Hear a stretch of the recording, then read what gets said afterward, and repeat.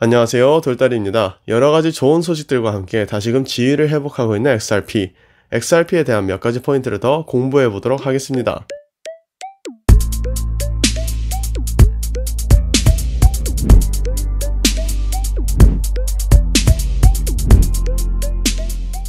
이전에 XRP 영상 1편과 2편을 함께 공부하시면 본 영상을 이해하는데 더 도움이 될 것 같습니다.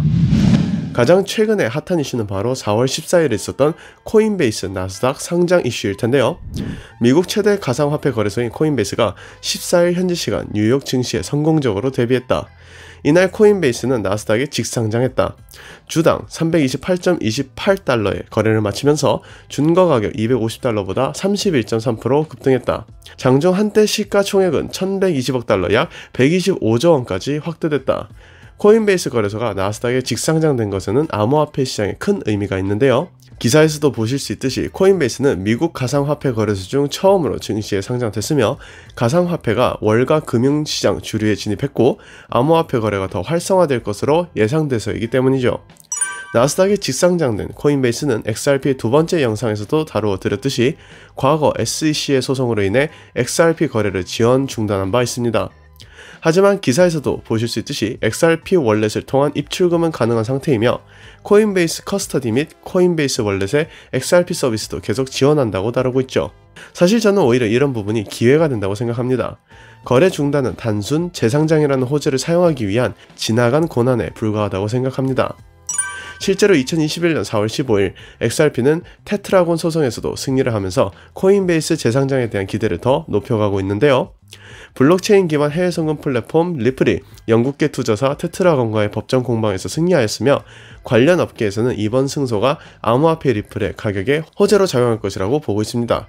15일 테트라곤이 리플을 상대로 1억 7,500만 달러 시리즈 C 우선주 상환을 요구한 소송에서 리플의 손을 들어줬고 암호화폐 리플이 SEC 소송을 비롯하여 연이은 법적 리스크를 해소하면서 코인베이스 등 주요 거래소의 재상장 가능성이 제기되고 있다고 다루고 있습니다.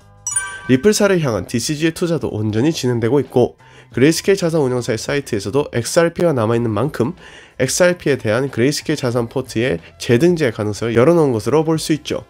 이는 후에 또 다른 호재로서 작용할 여지가 충분하다고 생각합니다. 이어서 최근 미국의 SEC 수장으로 게리 겐슬러가 최종 임명되었는데요. 2021년 4월 15일 기사에 따르면 미국 금융당국인 증권거래위원회 SEC 수장으로 암호화폐에 긍정적인 입장을 보이고 있는 게리 겐슬러가 최종 임명됐다. 14일 현지 시간 포브스 등 주요 외신에 따르면 게리 겐슬러 SEC 신임위원장 후보의 인준안은 이날 상원 표결에서 53대 45로 인준을 통과했다. 2018년 매사추세츠 공대 MIT에서 블록체인, 암호화폐 관련 강의를 맡았던 게리 겐슬러는 기본적으로 시장이 기술에 따라 변화하고 있으며 SEC의 규제 또한 그것에 맞도록 적용돼야 한다는 입장인 것으로 알려졌다. 이에 따라 현재 암호화폐 업계의 주요 이슈인 비트코인 ETF 승인 여부와 XRP 토큰 발행사 리플사의 법적 공방에 긍정적인 영향을 미칠 것이라는 전망이 나오고 있다고 다루고 있죠. 2018년 피터슨 국제연구소에서 진행됐던 블록체인 기술이 금융에 미치는 영향에서 게리 겐슬러는 블록체인을 사용할 수도 있지만 그 사이에는 브리지 커런시가 필요하다. 그 브리지는 미국 달러나 유로가 뒷받침해주는 안정적인 가치일 수도 있고 혹은 리플이 대안으로 내놓은 커런시가 될 수 있다고 이야기했죠. 이러한 발언과 함께 SEC 의장이 된 게리 겐슬러가 현재 암호화폐의 볼륨이 거대해지는 이 시점에서 XRP를 증권이다라는 흐름을 통해 본 시장을 굳이 흔들려고 할까라는 의문점이 한편으로는 듭니다. 이러한 흐름들을 뒷받침해주듯이 XRP는 지속적인 확장을 멈추지 않고 있습니다. 최근 2021년 4월 14일에는 스위스 SIX 거래소가 XRP ETP를 출시하였는데요. 기사를 살펴보시면 스위스의 SIX 거래소에서 XRP 상장지수 상품 ETP를 출시한다고 13일 현지 시간 유투데이가 보도했다. 시가총액이 1조 6천억 달러, 하나 약 1787조 2천억 원이 넘는 SIX 거래소는 세계 3위 규모의 증권 거래소로 알려졌다. SIX 거래소는 2019년 10월 스위스 프랑화로 지원하는 암호화폐 ETP, 바이낸스와 제휴한 바이낸스 ETP 등을 연이어 출시한 후 지난해 가을에는 암호화폐를 거래하는 비트코인 ETP를 출시한 바 있다고 다루고 있습니다.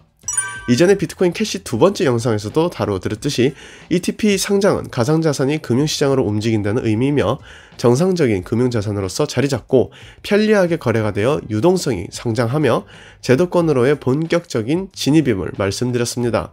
이제는 XRP도 ETP 상장 소식을 전하면서 그 지위를 확장하고 있는 것을 볼 수 있죠. 이어서 2021년 3월 30일에는 아시아 최대 국제결제 기업인 트랭글러의 지분을 인수한다며 아시아 시장 진출을 본격화하는 소식을 전했습니다. 기사 내용을 살펴보시면 리플은 아시아 지역을 기반으로 하는 국제결제 서비스 기업 트랭글러의 지분 40%를 인수한다고 발표했다.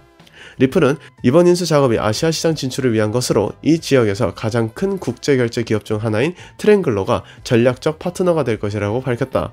리플은 이미 필리핀과 같은 많은 아시아 국가에서 국제결제 서비스를 제공하고 있는데 리플의 주문형 유동성 ODL 서비스는 결제를 용이하기 위해 자체 토큰 XRP를 활용한다. 그리고 트랭글러는 여러 파트너가 있는데요. 그 중에 제 눈에 띈 파트너사는 알리페이와 위챗페이였습니다. 아시아의 최대 국제결제 기업인 트랭글러, 그리고 이곳의 지분 40%를 인수한 국제결제 수단의 XRP와 중국의 알리페이와 위챗페이만 보아도 그 규모가 어느 정도인지 감이 오실 거라 생각이 듭니다. 참고로 알리페이와 위챗페이는 중국에서 제일 큰 모바일 결제 시스템인데요.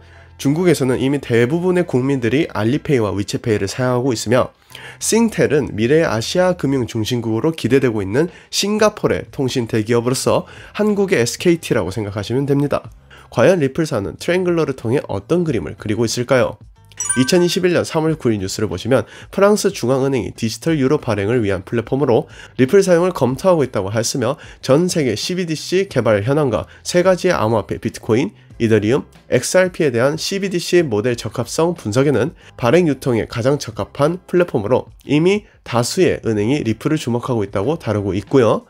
이 일이 있은 이후인 3월 23일에는 뉴욕 판사의 리플이 통화에 가깝다는 발언과 함께 리플사에서는 블록체인은 원활한 즉시 결제를 가능하게 한다며 중앙은행들이 블록체인 기반으로 CBDC를 채택하는 것은 당연한 일이고 결과적으로 상호 운용성이 중요해지며 오픈 프로토콜과 중개 매체를 하는 자산의 역할이 필요하다며 강조한 바 있습니다. 또한 2021년 4월 17일 트위터를 통해서 스파크 토큰의 배포 날짜가 공지되었는데요. 스파크 토큰 배포는 플레어 네트워크가 활성화되면 개시될 것이고 6월에서 플러스 마이너스 2주 정도의 기간을 예상하고 있다고 합니다. XRP의 디파이 핵심 솔루션으로서 XRP를 통한 스마트 컨트랙 구현이 이제 머지 않았는데요. XRP 네트워크의 확장이 시장에 어떤 거대한 충격을 줄지 기대되는 부분입니다. 이렇게 XRP는 거대한 흐름을 넘어 기술적인 면에서도 확장과 더불어 가치를 평가받고 국가 간 결제의 중심에 서기 위한 준비가 이루어지고 있음을 알 수 있죠. XRP는 단순 기술과 배후 세력들의 인정을 받은 큰 흐름에만 몸을 맡기고 있지 않습니다. 최근 가장 문제가 되고 이슈화되고 있는 기후변화와 환경보호를 통해 살펴보도록 하겠습니다. 2021년 3월 24일 미국 연준 기후변화 대응위원회 2개를 신설했다는 제목으로 뉴스가 올라왔습니다. 미국 연방준비제도 FED 연준은 기후변화 위험으로부터 금융 시스템을 보호하기 위한 행동에 나선다. CNBC 방송에 따르면 연준은 금융안전기후위원회와 기후감독위원회를 신설하고 기후변화 대응을 구체화했다. 제롬 파월 연준 의장은 기후변화 대응이 연준 업무의 중심은 아니지만 그럼에도 중요한 부분이라며 기후변화는 분명히 우리 경제와 금융시스템, 나아가 우리가 봉사하는 모든 사람에게 장기적인 영향을 미칠 수 있다고 말했다. 아직 이른 시기이지만 우리는 기후변화 위험을 이해하는 과정을 시작해야 할 책임을 느낀다라고 다루고 있죠. 이어서 3월 24일 다른 기사에서도 기후변화로 리먼 사태급 위기가 올 수도 있다고 경고하고 있는 모습을 볼 수 있는데요. 기사 내용에서는 연준이 기후변화 대응책 마련에 많은 투자를 하고 있지만 쉽지 않은 과제라며 기후변화는 다른 금융위기와 같은 충격을 일으키면서도 코로나19의 경우처럼 예측이 어려운 금융체제 바깥에서 충격을 발생시킨다고 밝혔습니다. 이어서 기후변화가 불러온 폭풍우와 홍수, 대형 산불 같은 자연재해가 금융, 부동산 자산 가치에 영향을 미칠 수 있고 누적된 기후변화가 금융 시스템에 예측 불가능한 충격을 줄 수 있기 때문에 대비가 필요하다라며 굉장히 기후변화에 대한 경각심과 준비를 채비하고 있는 모습을 볼 수 있죠. 그리고 리플사는 환경 측에 많은 관심을 가져왔기로도 유명합니다. 몇 가지 리플 인사이트의 글들을 보면서 본 영상을 마무리 짓도록 하겠습니다. 2020년 7월 8일자 환경영향 암호화폐 채굴대 합의라는 제목으로 XRP와 환경 지속 가능성 부문을 요약해보자면 XRP는 지속 가능성에 대해 염두한 상태에서 설계되었으며 본질적으로 친환경 통화라고 합니다. 또한 XRP는 이미 존재하기 때문에 비트코인과 이더리움과 같이 더 많은 생산을 위해 채굴 관행을 비롯한 추가 에너지가 필요 없다고 하죠.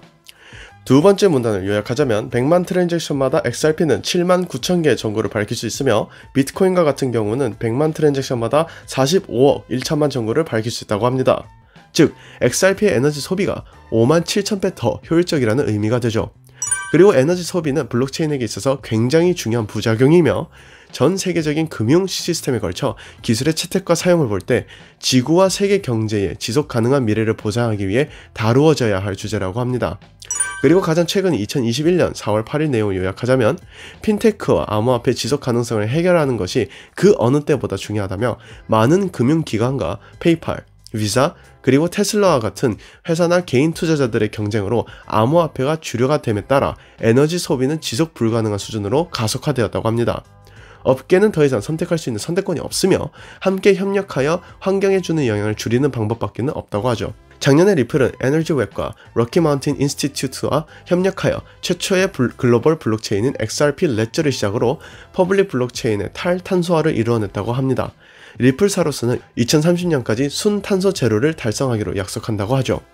그리고 마지막 문단에서는 리플은 UN, 코인쉐어스, 컴패스 마이닝, XRP 레저 파운데이션 및 컨센시스를 포함한 다양한 산업과 블록체인을 넘어 20곳 이상의 서포터들과 합류하여 암호화폐 산업의 지속 가능성과 확장성을 향상시키는 것을 보장하고 있다고 합니다.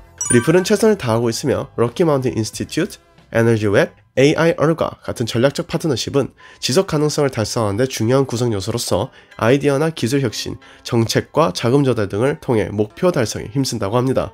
그리고 산업 전반에 걸쳐 이와 같이 지속 가능할 수 있는 조치를 채택한다면 세계 경제는 2030년까지 약 26조 달러, 하나 약 2경 9,040조 2천억 원을 절약할 수 있다고 하죠. 이렇게 오늘 영상을 통해 XRP의 큰 흐름과 더불어 국가 간 결제 시스템의 확장과 미래 경제에 영향을 주게 될 환경 문제에 대한 준비를 알아보았습니다. 가치 투자적인 관점에서 바라본다면 XRP가 가지고 있는 기술과 준비하고 있는 그림이 과연 우리 미래에 어떤 형식으로 자리를 잡고 삶에 안착할지 생각해보는 것도 좋을 것 같습니다. 끝으로 대중은 가격을 보지만 세력은 미래를 본다는 사실을 기억하시기 바랍니다. 행여 흔들리는 장세에 여러분들의 투자 가치도 덩달아 흔들리지 않기를 바라면서 이번 영상 마치도록 하겠습니다. 지금까지 돌다리였습니다. 감사합니다.